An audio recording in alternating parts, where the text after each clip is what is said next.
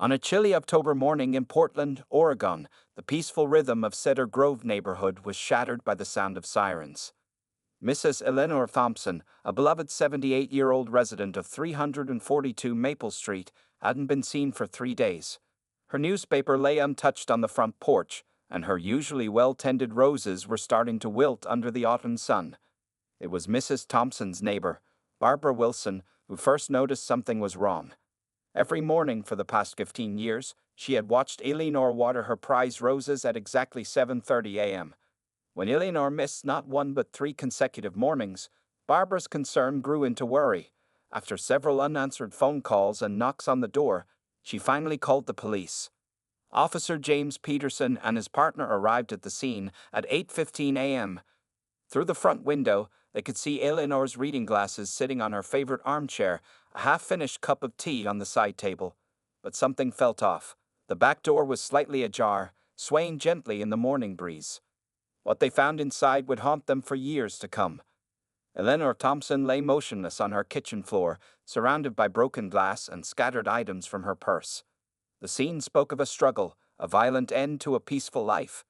The medical examiner would later determine that she had been dead for approximately 48 hours. Detective Sarah Martinez arrived at the scene 20 minutes later. At 42, she was one of the Portland Police Department's most experienced homicide investigators. Her dark hair was pulled back in a neat bun, and her sharp brown eyes missed nothing as she surveyed the crime scene. This was her 3rd murder case this month, but something about this one felt different. "What do we know so far?" she asked, pulling on latex gloves as she stepped carefully around the evidence markers on the floor. The responding officers briefed her on the initial findings. Signs of forced entry through the back door, missing jewelry and cash, defensive wounds on the victim's hands. At first glance, it looked like a robbery gone wrong, but Martinez's instincts told her there was more to the story. The detective moved methodically through the house, noting every detail. Family photos lined the walls. Eleanor with her late husband, their children, grandchildren. A life well lived, ended brutally. In the kitchen, Martinez noticed something peculiar. The sugar bowl was on the counter, 2 teaspoons beside it. Had Eleanor been entertaining someone? The crime scene technicians worked diligently, dusting for fingerprints and collecting evidence. Outside, curious neighbors gathered behind the yellow police tape, whispering among themselves. Cedar Grove hadn't seen a murder in over a decade. This wasn't supposed to happen here, not in their safe, quiet neighborhood. As Martinez interviewed the neighbors, a pattern emerged. Several had noticed unusual activity in the days leading up to Eleanor's death. A figure passing by the house multiple times. Strange noises at night. But most surprisingly, 12-year-old Tommy Reynolds from 2 streets over had been seen walking his dog past Eleanor's house more frequently than usual. The boy seemed nervous, reported Mrs. Wilson, wringing her hands.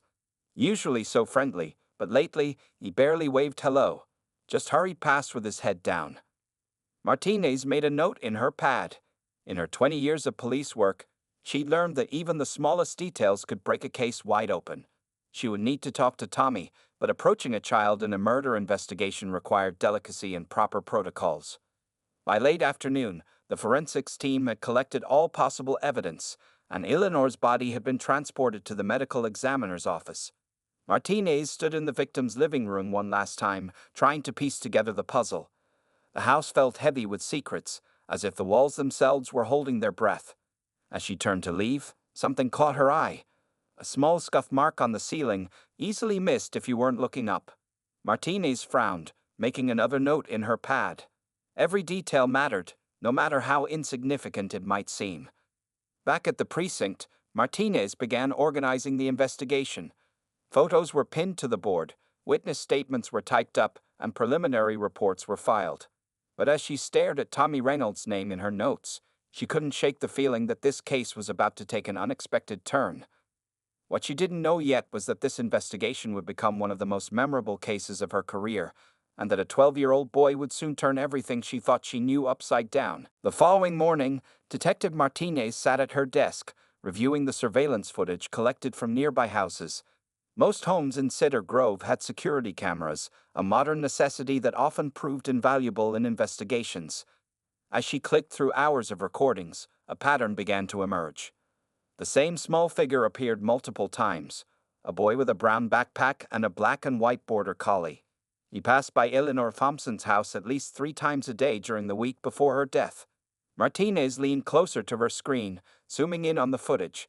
The boy's body language caught her attention. He would slow down near Eleanor's house, his head tilted upward as if looking at something. "Hey, Rodriguez," Martinez called to her partner.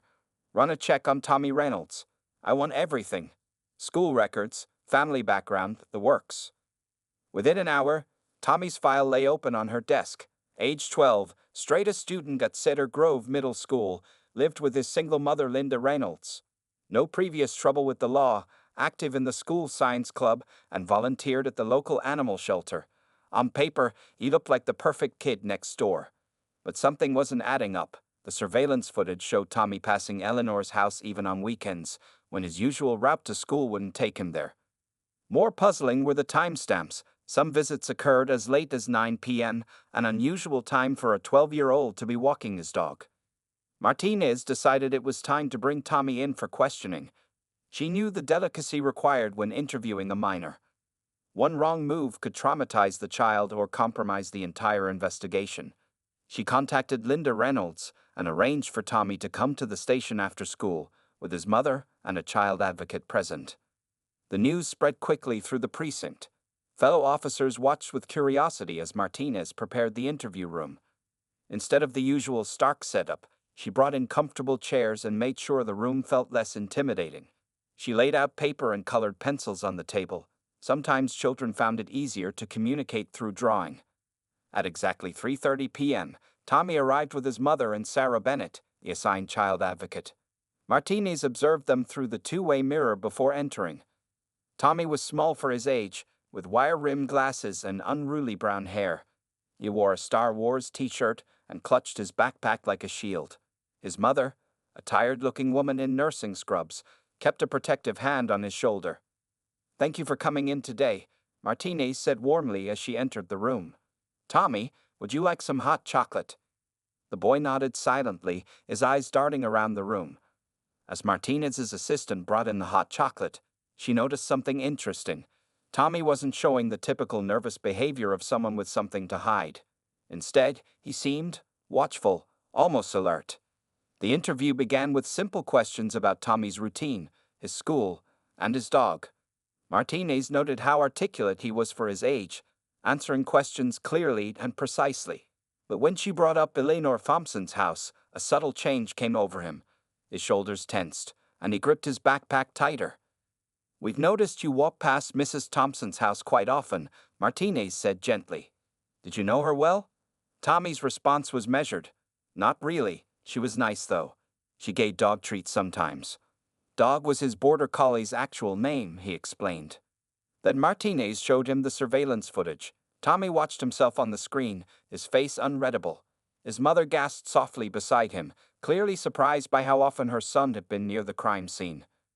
"Tommy," Martinez said, leaning forward slightly, "is there something you want to tell us about Mrs. Thompson's house?" The room fell silent. Tommy looked at his mother, then at Ms. Bennett, before turning back to Martinez.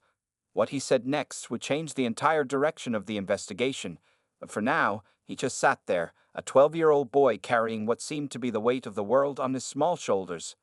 Martinez could feel it. They were on the edge of something big. In her years of experience, she learned to read people, and everything about Tommy Reynolds suggested he knew something crucial. The question was, what could a 12-year-old possibly know about a murder that had left even veteran detectives puzzled? The clock on the wall ticked loudly, counting down the moments until Tommy would finally reveal what he knew and turn this investigation completely upside down. The interview room felt smaller with each passing minute. Detective Martinez watched as Tommy sipped his hot chocolate, leaving a small chocolate mustache that his mother gently wiped away with a tissue. The boy's backpack remained firmly in his lap, his fingers absently playing with the worn zipper. "Tommy," Martinez began again, keeping her voice soft and friendly, "can you tell me about the last time you walked past Mrs. Thompson's house?" The boy adjusted his glasses, a habit Martinez had noticed he displayed when thinking carefully about his answers. "It was last Tuesday evening. Dog needed his walk, and Mom was working late at the hospital." Linda Reynolds nodded, confirming her son's statement. I had a double shift that day. Tommy's very responsible about walking dog, aren't you, honey? But Martinez noticed something in Tommy's expression when his mother mentioned Tuesday evening, a slight flinch, almost imperceptible. The detective had interviewed thousands of people over her career, and she'd learned that the smallest reactions often held the biggest truths. Did you notice anything unusual that evening? Martinez asked, sliding a photograph across the table. It showed Mrs. Thompson's house at dusk, taken from the street view. Tommy stared at the photo for a long time, his hands tightened around his backpack, knuckles turning white. The child advocate, Miss Bennett, leaned forward slightly, concerned by his reaction. Tommy, she said gently, remember, you're not in any trouble. We just want to understand what you might have seen. The boy looked up at the ceiling, then down at his shoes, anywhere but at the photo. Sometimes, he started, then stopped. His voice was barely above a whisper. Sometimes houses make noises they're not supposed to make. Martinez felt a chill run down her spine. She'd learned to trust her instincts, and right now, they were screaming that Tommy's cryptic statement was significant. What kind of noises, Tommy? Like footsteps. When there shouldn't be any footsteps, he pulled his backpack closer to his chest. And shadows in windows when Mrs. Thompson was watching TV downstairs. Linda Reynolds gasped softly. Tommy, why didn't you tell me about this? The boy shrugged, a gesture that seemed to carry the weight of his unspoken fears. I didn't want you to worry, Mom. You work so hard, and... His voice trailed off. Martinez pulled out more photographs, these showing different angles of the house. Could you point to where you saw these shadows? Tommy's hand trembled slightly as he pointed to an upstairs window. There. But only at night. And he hesitated again. And what? Martinez prompted gently. Sometimes I heard scratching, like someone was. He stopped again, swallowing hard. The interview continued for another hour. Tommy described more details about his observations, each one making Martinez's suspicions grow stronger. The boy was clearly intelligent and observant, noticing things that adults might have missed or dismissed. As the interview progressed, Martinez noticed something else about Tommy. Despite his obvious nervousness, there was a determination in his eyes. He wasn't just scared, he was carrying a burden, something he needed to share but wasn't sure how. Tommy, Martinez said, deciding to take a different approach. Do you like detective stories? For the first time, a small smile appeared on his face. I read all the Encyclopedia Brown books, and Nancy Drew too, even though my friends say those are for girls. Then you know that sometimes the smallest details can be the most important ones, Martinez said, returning his smile. Is there any small detail about Mrs. Thompson's house that's been bothering you? Something that might seem silly but keeps nagging at you? The room grew quiet. Tommy looked at his mother, then at Miss Bennett, as if seeking permission. Both women nodded encouragingly. He took a deep breath, and for a moment, Martinez thought he was finally going to reveal what he knew. But before Tommy could speak, a knock on the door interrupted them. Another detective needed Martinez's immediate attention. New evidence had been found at the crime scene. As Martinez stood to leave, she saw something change in Tommy's expression. Fear mixed with determination, like he'd made an important decision. She didn't know it yet, but in the next few minutes, this 12-year-old boy would say 3 words that would turn the entire investigation on its head. 3 words that would make even a veteran detective like herself question everything she thought she knew about the case. When Detective Martinez returned to the interview room, she noticed an immediate change in the atmosphere. Tommy sat straighter in his chair, his backpack now placed on the floor beside him, a subtle but significant shift in his defensive posture. The 2 hours of questioning had taken their toll on everyone in the room. Linda Reynolds looked exhausted, her nursing scrubs wrinkled from sitting too long, while Miss Bennett quietly scribbled notes on her legal pad. Tommy, Martinez said, settling back into her chair, let's talk about the day Mrs. Thompson died. The security cameras show you walked past her house 3 times that day. The boy nodded slowly. I was worried, he admitted, his voice stronger than before. Something felt different that day. Different how? The curtains were drawn. Mrs. Thompson never drew her curtains during the day. She loved watching her roses from her living room window. Tommy's attention to detail impressed Martinez once again. The detective pulled out a timeline she had constructed. According to our investigation, Mrs. Thompson was killed between 7 p.m. and 9 p.m. that evening. Where were you during that time? I was at home, doing homework, Tommy replied quickly. Too quickly, Martinez thought.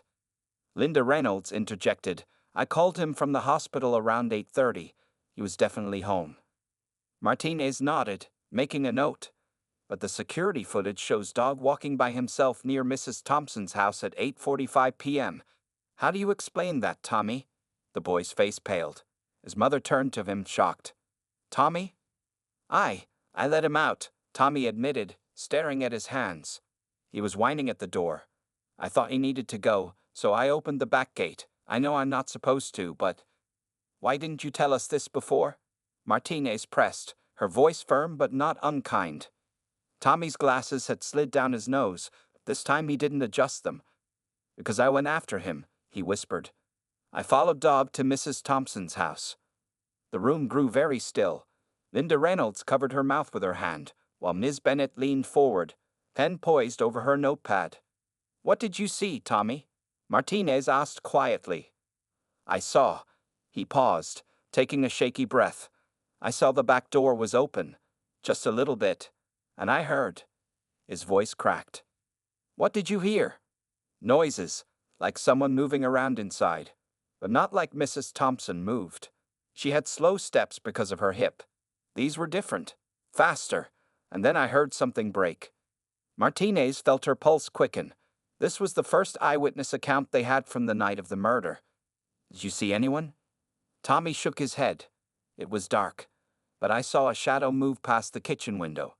Dog started barking, and I got scared, so I ran home. I'm sorry I didn't tell anyone. I was afraid. Afraid? Afraid of what, Tommy? That they would hear me, that they would know I knew. Tears began rolling down his cheeks. Linda Reynolds wrapped her arm around her son's shoulders, her own eyes glistening. Oh, honey, why didn't you tell me? Martinez watched the interaction carefully. Tommy was clearly terrified, but there was something else in his expression, a determination that hadn't been there before. She had interviewed enough witnesses to know when someone was building up to a crucial revelation. Tommy, she said, laying out one final photograph, this one showing the broken glass on Mrs. Thompson's kitchen floor. Is there anything else you need to tell us? Anything at all? The boy stared at the photograph for a long moment. His hand reached for his backpack, then stopped. The clock on the wall ticked loudly in the silence. He started, then stopped again. His whole body trembled. Martinez waited patiently. 20 years of detective work had taught her that sometimes the most important revelations came in moments like these, when the pressure finally cracked the dam of fear and secrets came flooding out. What she didn't know was that Tommy Reynolds was about to say 3 words that would completely transform their understanding of the case. 3 words that would make her question every assumption they'd made about Mrs. Thompson's murder. 3 words that would make her face turn pale with the sudden realization of what they'd all missed. The boy took a deep breath, and Martinez leaned forward, knowing instinctively that whatever came next would change everything. The tension in the interview room had reached its breaking point. Tommy Reynolds sat with his shoulders hunched, tears still glistening on his cheeks. Detective Martinez waited, knowing from experience that pushing too hard now could shatter this fragile moment. Linda Reynolds held her son's hand, while Ms. Bennett had stopped writing, her pen frozen mid-sentence. The only sound was the gentle hum of the air conditioning and the ticking of the wall clock. Tommy, Martinez said softly, whatever you need to tell us, it's safe to do so. You're protected here. The boy lifted his head slowly, his glasses slightly fogged from his tears. He looked directly at Martinez for the first time since the interview began. His next words came out clear and steady, despite his trembling hands. Check the attic. Martinez felt her blood run cold. In her 20 years as a detective, she learned to trust her instincts, and right now, every instinct was screaming that these 3 simple words would break the case wide open. The attic, she repeated, keeping her voice steady despite her racing heart. Why should we check the attic, Tommy? Tommy's grip on his mother's hand tightened. Because that's where the footsteps came from. That's where they always came from. Linda Reynolds looked confused. What do you mean, honey? What footsteps? Remember when I said houses make noises they're not supposed to make? Tommy's voice grew stronger with each word. It wasn't the house making those noises. Someone was living in Mrs. Thompson's attic. Martinez felt her face drain of color. The crime scene team had thoroughly searched the house, or so they thought. But had anyone actually checked the attic? She quickly flipped through her case notes, her hands slightly shaking. No, they hadn't. They'd assumed it was sealed off, like many attics in the older homes of Cedar Grove. "How do you know about the attic, Tommy?" Martinez asked, fighting to keep her voice calm. "Dog knew first," Tommy explained. "He always looked up at the house when we walked by, and then I started watching too. There's a small window, high up on the side of the house. Sometimes, late at night, I'd see a light. Just for a second, like someone using a flashlight." Martinez pulled out her phone, quickly texting her partner. They needed a team back at the Thompson house immediately. "Why didn't you tell anyone about this before?" Ms. Bennett asked gently. Tommy's lower lip trembled. "I tried. I told Mrs. Thompson once that I heard noises from upstairs. She said it was probably squirrels, but squirrels don't wear boots. Squirrels don't make the ceiling creak like footsteps." Linda Reynolds had gone pale. "Oh God, all those times you were walking dog past the house." "I was watching," Tommy finished. "I knew something was wrong, but nobody would believe a kid. Then last Tuesday," he stopped, swallowing hard. "What happened last Tuesday, Tommy?" Martinez leaned forward, her heart pounding. "I saw someone climbing down from the attic window, really late at night. They used the old trellis on the side of the house. That's when I knew I had to do something. But before I could tell anyone," his voice broke. Martinez's phone buzzed. Her team was assembling at the Thompson house. She needed to get there, but she couldn't leave yet. Not until she understood everything.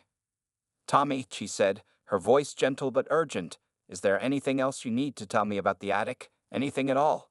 The boy reached for his backpack with shaking hands.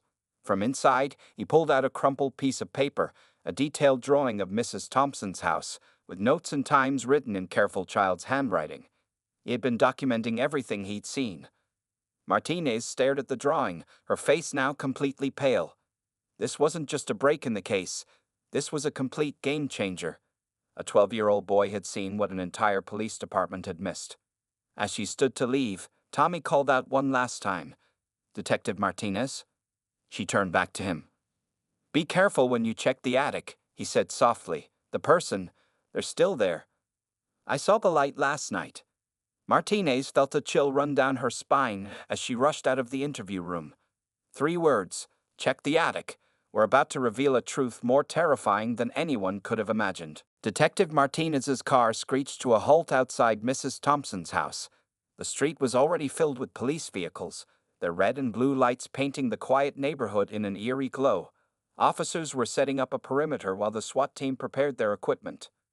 "What do we know?" Martinez asked her partner, Rodriguez, as she quickly strapped on her bulletproof vest. "House has been sealed since the initial investigation. If someone's been living in that attic." Rodriguez left the sentence hanging, the implications clear. Martinez looked up at the house, her eyes finding the small attic window Tommy had mentioned.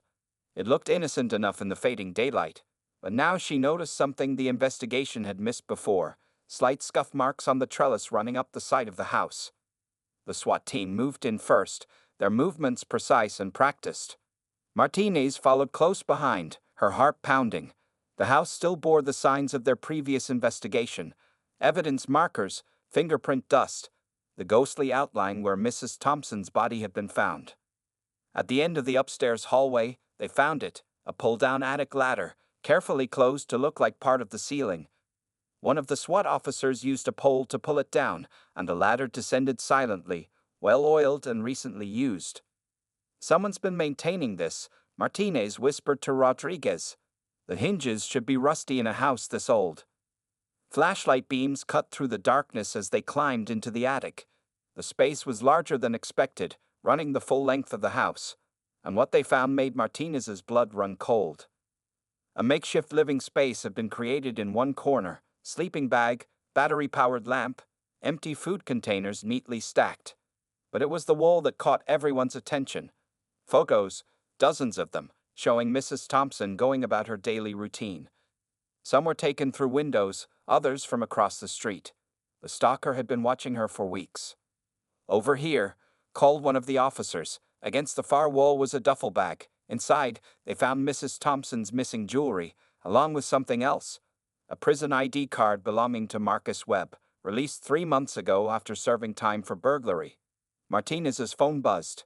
It was a message from the precinct with Webb's file. His last known address was a halfway house just 10 blocks away, but he hadn't checked in for weeks.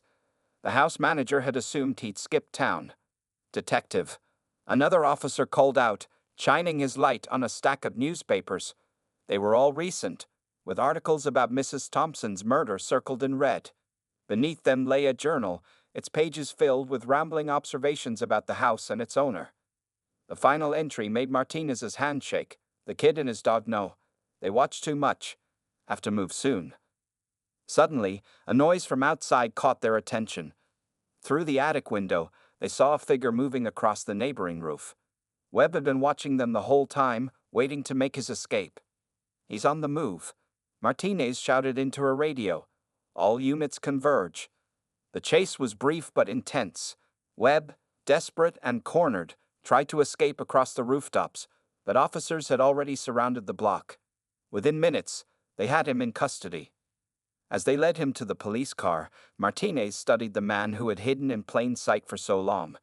Webb was thin and weathered, his prison-pale skin making him look like a ghost in the patrol car's lights. He had chosen Mrs. Thompson's house carefully, an elderly widow living alone, with an easily accessible attic and neighbors who minded their own business. But he hadn't counted on Tommy Reynolds and his dog. A 12-year-old boy had noticed what adults had overlooked: his innocent dog walks concealing a junior detective's investigation. Back in the attic, the forensics team was carefully documenting everything. They found Webb's fingerprints all over the space, along with fibers matching those found on Mrs. Thompson's body. The evidence was overwhelming. Martinez stepped outside, breathing in the cool night air. She needed to call Tommy's mother, let her know they had caught the killer. The boy's observation and courage had cracked the case wide open. As she looked back at the house, Martinez noticed something poetic. The roses Mrs. Thompson had loved so much were beginning to bloom again, their petals catching the last light of day. Sometimes, she thought, justice comes from the most unexpected sources, even from a young boy walking his dog. The case would soon be closed, but its impact would be felt for years to come. And in Cedar Grove, people would tell the story of how a 12-year-old boy and his faithful dog helped catch a killer who had been living right above their heads. The next morning, the Cedar Grove community woke up to news vans lining their streets. The story of Marcus Webb, the attic killer, had broken overnight, sending shockwaves through the quiet suburban neighborhood. But it was the revelation of Tommy Reynolds' role in solving the case that captured everyone's attention. Detective Martinez sat in her office, reviewing Webb's confession. The story he told was chilling in its simplicity. Released from prison with nowhere to go, he had wandered the neighborhoods looking for opportunities. Mrs. Thompson's house, with its easily accessible attic and elderly resident, had seemed perfect. For weeks, he had lived above her, watching her routine, stealing food when she slept. The murder hadn't been planned. Mrs. Thompson had heard noises one night and investigated. When she discovered him coming down from the attic, panic led to violence. "The boy almost caught me several times," Webb had admitted during questioning. "I'd see him walking that dog, always looking up at the house. At first, I thought he was just a kid, but then I noticed him taking notes, watching. He was smarter than all of you." Linda Reynolds sat across from Martinez now, still trying to process everything. "All those times I worked night shifts," she said softly. "Tommy was out there, investigating. I should have known something was wrong." "Your son showed remarkable courage and intelligence," Martinez assured her. "Not many adults would have noticed what he did, let alone documented it so carefully." Tommy's notebook had become a crucial piece of evidence. His detailed observations, times, dates, and even crude sketches had helped build a timeline of Webb's activities. The boy had approached his investigation like a true detective, gathering evidence methodically and carefully. At Cedar Grove Middle School, Tommy's teachers were sharing stories about his attention to detail in class. His science teacher revealed how Tommy had once spent an entire semester documenting the behavior patterns of ants on the playground, creating detailed maps of their movements. "He has a natural investigator's mind," the teacher told reporters. "He sees patterns where others see chaos." The media wanted interviews, but Linda Reynolds protected her son from the spotlight. Tommy had been through enough. However, he did agree to one meeting with the Thompson family. Mrs. Thompson's daughter, Sarah, arrived at the police station that afternoon. She had specifically requested to meet the young boy who had helped solve her mother's murder. The meeting was private, with only Martinez present. "My mother used to tell me about this polite young boy who walked his dog past her house," Sarah said, tears in her eyes. "She said he always waved and reminded her of me at that age. Always watching, always curious." Tommy, still clutching his backpack but sitting straighter now, looked at her with sincere eyes. "She was nice to Dog," he said simply. "She didn't deserve what happened to her." Sarah reached out and took Tommy's hand. "You did what none of us could do. You saw what was wrong and didn't give up until someone listened. Thank you." The investigation had revealed more than just Webb's guilt. It had exposed gaps in the system, how a recently released convict could disappear so easily, how an elderly woman could live alone without proper security, how a child's concerns could be dismissed by adults too busy to listen. Martinez had already started working on recommendations for changes in police procedures. "Sometimes we need to look at things from a different perspective," she told her superiors. "Like from the height of a 12-year-old boy walking his dog." The evidence from the attic painted a disturbing picture of Webb's weeks of surveillance. But it also showed something else, how close Tommy had come to discovering the truth earlier. His careful observations, documented in childish handwriting, had paralleled Webb's own journal entries. Two watchers, one driven by darkness, the other by an innocent desire to solve a mystery. As the day drew to a close, Martinez watched Tommy and his mother leave the station. Dog waited in their car, tail wagging at the sight of his young master. The boy who had seemed so small and frightened in the interview room now walked with quiet confidence. The truth had finally emerged, bringing justice for Mrs. Thompson and peace to Cedar Grove. But perhaps the most remarkable truth was how the most observant eyes in the neighborhood had belonged not to the adults, not to the police, but to a 12-year-old boy who had simply paid attention to what others had missed. 6 months after Marcus Webb's arrest, Cedar Grove had changed in subtle but significant ways. Neighbors who once kept to themselves now organized community watch programs. Security systems were installed, and elderly residents received regular check-ins from volunteers. But the biggest change could be seen in how people treated Tommy Reynolds.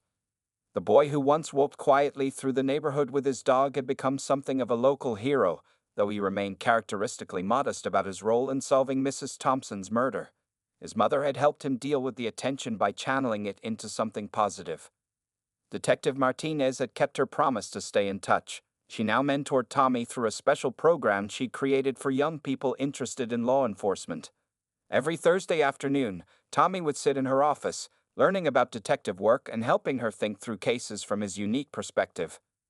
"Sometimes we need fresh eyes," Martinez would tell her colleagues, who had grown used to seeing the serious young boy in their precinct. "Tommy sees things differently, and that's exactly what we need."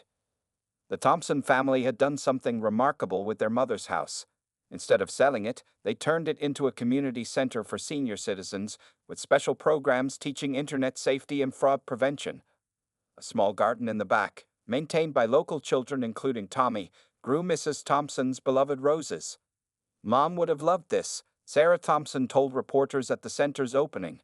She always said that communities protect their own, and now her home helps do exactly that. Tommy's school life had changed too. His teachers noticed he participated more in class, sharing his observations with newfound confidence. The science fair project he created about observation techniques and pattern recognition won first place, earning him a special commendation from the police department. Linda Reynolds watched her son's transformation with pride and a touch of amazement. The quiet, sometimes anxious boy had found his calling. She'd adjusted her work schedule to be home more often, and they turned Tommy's detective work into a family activity, with dogs still faithfully accompanying them on their neighborhood walks. One sunny afternoon, exactly 6 months after Webb's conviction, Tommy stood before a small gathering at the community center. Detective Martinez had asked him to speak to a group of senior citizens about safety and observation. Though nervous, he spoke clearly and with purpose. "The most important thing," he told his audience, adjusting his glasses, "is to pay attention to the little things. Like how Dog always noticed when something was different. Animals and kids notice stuff because we don't ignore things that seem small. The seniors listened intently, many taking notes. Among them sat Barbara Wilson, the neighbor who had first called the police about Mrs. Thompson. She'd become one of Tommy's biggest supporters, often bringing him cookies when he walked past her house. After the presentation, Martinez pulled Tommy aside. "I have something for you," she said, handing him a small package. Inside was a real detective's notebook, embossed with his name, and a junior detective badge. "It's not official," she explained, smiling at his wide-eyed expression, "but you've earned it. Just promise me you'll let the grown-ups handle the dangerous stuff from now on." Tommy nodded solemnly, though his eyes sparkled with excitement. "Dog and I will stick to observing and reporting," he promised. The neighborhood had healed, but it had also grown stronger. Children were encouraged to speak up when they noticed something wrong, and adults had learned to listen. The tragedy of Mrs. Thompson's death had led to positive changes no one could have predicted. As the sun set over Cedar Grove that evening, Tommy sat on his front porch with Dog, writing in his new notebook. He documented the usual things: cars that seemed out of place, patterns in neighbor behavior, anything unusual. But now, instead of carrying this responsibility alone, he knew he was part of something bigger. Linda Reynolds watched her son from the kitchen window, feeling a mixture of pride and protective love. The case had changed him, had changed all of them, but somehow they'd emerged stronger. She saw now that Tommy's keen eye and caring heart weren't just qualities to protect, they were gifts to nurture. In the end, the story of the 12-year-old who helped catch a killer became more than just a sensational headline.